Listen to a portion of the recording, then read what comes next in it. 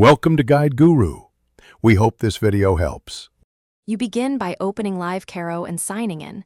Confirm your email and enable two-factor authentication for safety. Once done, grant camera and microphone permissions so the stream can capture audio and video. Next, choose the channel or room, craft a concise title, and set privacy to public or private depending on your audience.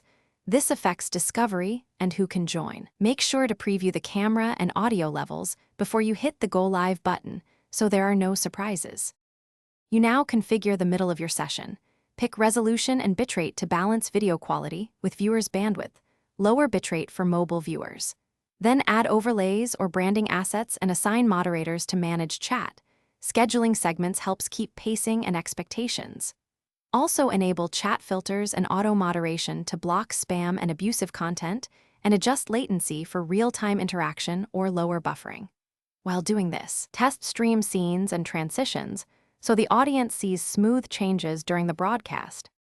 You finish by delivering a clear closing message, thanking viewers and prompting follow actions, then stop the live session and save the recording for on-demand playback.